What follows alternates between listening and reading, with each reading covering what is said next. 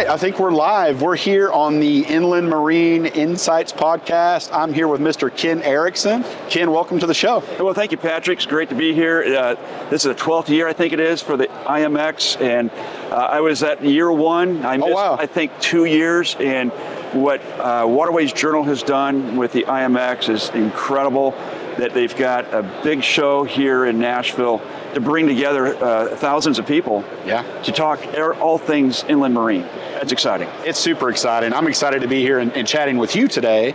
We're kind of here on behalf of IMX where we're really just highlighting kind of people and ideas that are really just kind of pushing innovation forward in the maritime logistics space. So really excited to chat with you a little bit more and what you got going on at Polaris Analytics and Consulting. And I want to make sure I have your title right. You are one of the managing members and a strategic advisor with Polaris. Is that correct? That's correct. I'm the founder as well. Awesome. Yeah. Awesome. Well, before we get too far in, would you mind just kind of giving us a quick overview of what you got going on at Polaris and just kind of maybe just a background of the company? Yeah, so about a year and a half ago, I had the opportunity to leave an organization, not by my choice, but they were moving one way as they had merged and acquired companies over time as things happen. But looked at the landscape and said, look, I know I can bring some value to the marketplace. I think there's some things that can be done. There's some gaps, and formed Polaris Analytics and Consulting. Actually formed it on a Sunday night, awesome. Watching a football game, and my wife and I she's a CPA, so she formed the LLC for us. And at any rate, Polaris, the North Star, and what I'd say about with this is, one, I've got an anchor in a North Star and in my faith and belief, but I also look at it, we want to anchor people to their future, is my tagline, and get the idea that, hey, look, there's a lot of things that are out there. We're at the horizon today. We kind of know what's happened, but then you can look into the horizon and say, we can see some things out there, but it's over the horizon where we don't know exactly what's going on. Sure. And so to help people navigate towards the horizon and understand what's over the horizon, and that's where, on a consulting side, to be able to work with people on supply chain matters, manage risk, whether it's in price, or to consider alternative modes of operation to the marketplace. And my background has been in agricultural transportation. And I always like to remind people that you're not trading corn, you're not trading coal, you're not trading oil, you're trading freight.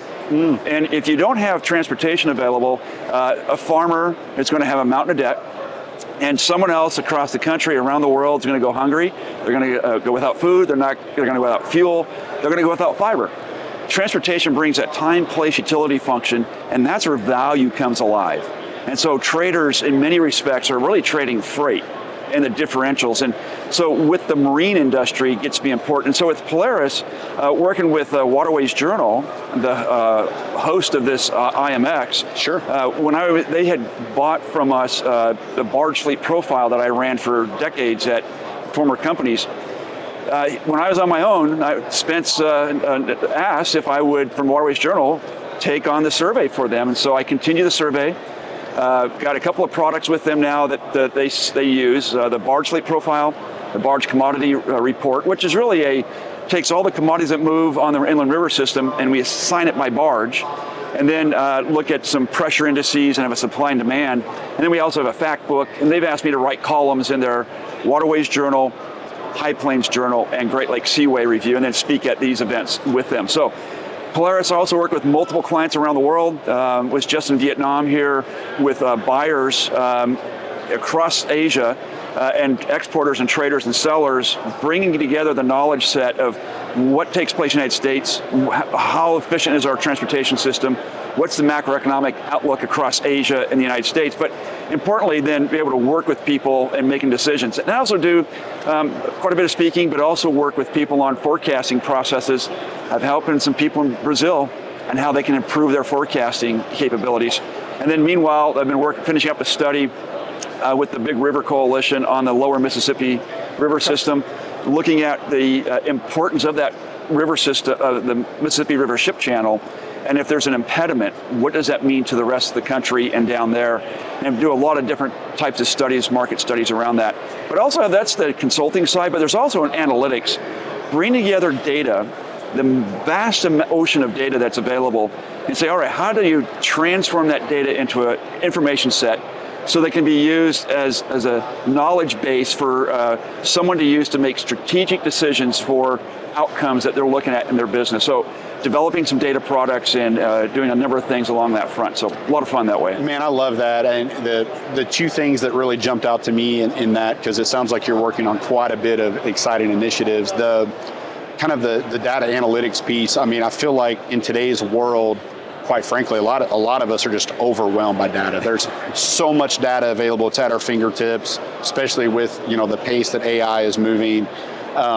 Just being able to have a data integration and analytical plan to kind of really synthesize and kind of navigate the noise is extremely challenging. And then second, the other thing I was going to mention, I'm a football guy, and you mentioned a moment of clarity, almost like when you were watching football, that kind of helped spark the Polaris, foundation. So I love that, because I can resonate with that. I get some of my best ideas when I'm watching football. So that's awesome. It is good, isn't it? That's fun. I love it, man.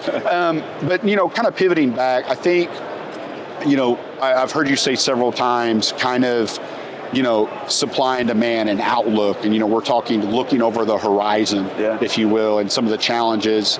I'd love to learn a little bit more about kind of what you're seeing from your lens, and specifically that kind of supply chain channel, and maybe some common challenges that we're seeing in the maritime logistics space, or projecting to see over the horizon. Sure, and the beauty of the United States is that we've got commodities and products that the world needs for their economies, and really for people to live and to prosper.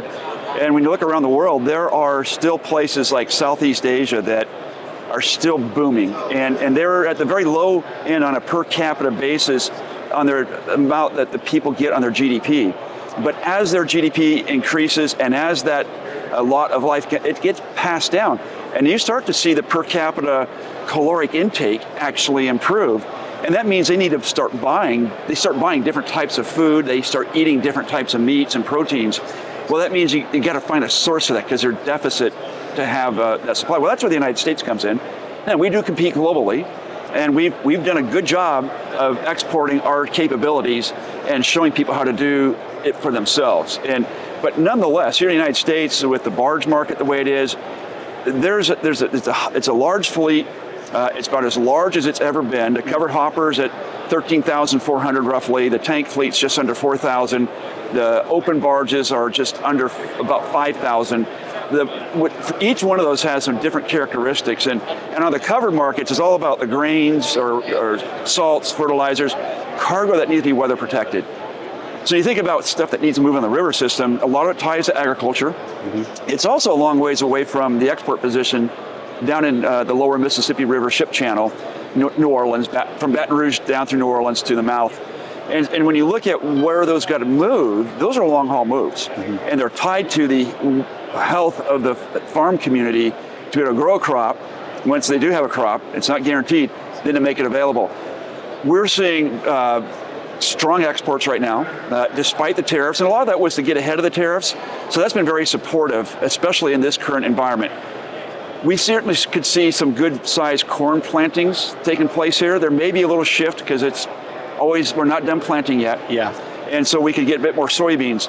Soybeans are going to face some challenges, because we got so many more crush plants going in. And rather than send to export market, we send those to crush plants for the oil that goes into renewable fuels like renewable diesel. But you get the co-product, soybean meal. And we cannot consume enough soybean meal in the United States for what's coming. So that's going to find a pathway to export market. Mississippi River system, efficient. You can load so many tons in a barge, and you can move it rather inexpensively relative to any other mode of transportation. So, and it's safe, and you've got an incredible system. So there could be some good potential for the covered market. Open market's tied really to coal, sand and gravel. Coal, we had 1.2 billion tons of production in the United States, 2015.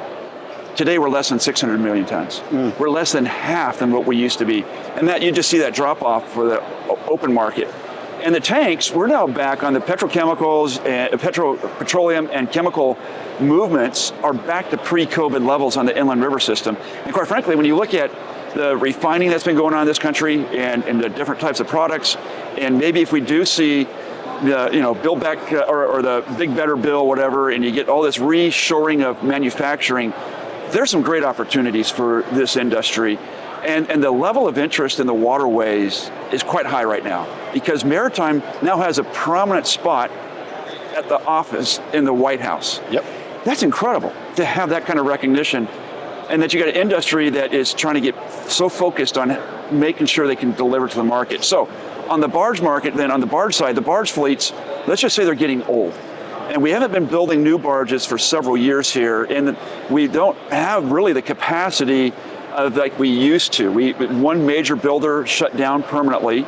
We have another large operator that builds barges, and then a smaller one, and then a handful of others that build tank. And now they've got some spare capacity at one of those operations, the big operator. But when we look at the number of barges that are over 20 years old, over 25 years old, there's a big number, and they're looking to have to retire quite a few of those. So the fleet, we got probably still 20 barges today, but weather conditions change all the time, climate conditions, markets change, and you don't always get your assets in the right place. So that creates some challenges here, and I think in the next 3 to 5 years, we could go through some major transformation, and if we're not replacing the fleet, I've got this kind of 3R thing going on right now, where we need to retire, replace, and resurge. Retire is because they're just getting old. Replace because we're probably going to we need more barges. We need modern barges. Thankfully, they're built with thicker steel today, better coatings, better welding. Lastly, the resurge. The resurge is interesting because it's not just about expanding the fleet physically, but is there ways technologically using data to say get 5 to 10% more fleet efficiency with some efficiencies? And we had a great conversation with the groups yesterday. And there may be some things that could happen, but this industry is phenomenal because at the end of the day, you're still going about 4 to 5 miles an hour. Yep. And you just can't levitate barges along the system here. I think there's some great opportunities ahead, collating of different ports across the United States coming together, getting greater leadership, and there's private money wanting to find a spot in the inland river system that could bring some attraction to the marketplace here. I think there's some great opportunities. I think 2025 could be a little bit of a bump because just we're some uncertainty, the disruption of the tariff things. I mean, look, you go from one day to the next, overnight, the international court ruled that, hey, those tariffs are illegal that the president signed. The president or the White House immediately filed, no, we're going to challenge this, and these got 4 other options that they can pursue tariffs as well. So the game's not over yet, but don't be hyperventilating. Too many people are hyperventilating over these things, and I get it, but you just got to be a little bit methodical, kind of walk through this and think, why is it important that we do this? Because I can tell you, being in Southeast Asia last week, I think a lot of people are supporting the United States taking a leadership role and trying to shake things up and to try to try to protect not only the United States, but other countries around the world, that they should be thinking about themselves as their country's number one for themselves. I think it's interesting to watch. Man, it's definitely interesting. I feel like I just got a crash course in global maritime economy with you, Ken. So that was an awesome rundown. I really appreciate you coming on and chatting with us today. Before we round out, I would like to ask for folks kind of interested in learning more, possibly connecting with you and all the cool things you're doing over at Polaris. What is the best way for our listeners or folks here at IMX to connect with you to learn more about what you got going on? Yeah. So certainly I've got a website, PAC Analytic. Okay. PACanalytic.com. Okay. I thought Polaris Analytics and Consulting was a little long, but PAC Analytics not always easy to spell, I come to find out. And certainly can reach me through Waterways Journal. I write in there, and they have my phone number, or they can get to me if you want to reach out to them. They know where I am. And talk about the barge market. They have the data. I put it together for them. Enjoy writing columns on a regular basis, about once a month, and so happy to have a conversation around that, and it's a lot of fun. Look, it's a challenging times, but the folks here, they've got some good questions that sometimes stump me, and it puts me to research mode and try to figure it out. Man, I love it. Thank you so much for coming on the show today. I hope you have a great rest of your IMX experience here in Nashville. And definitely excited to share this with our listeners. Well, thanks a lot, Patrick. You guys do well. Take care. Thank you. All right.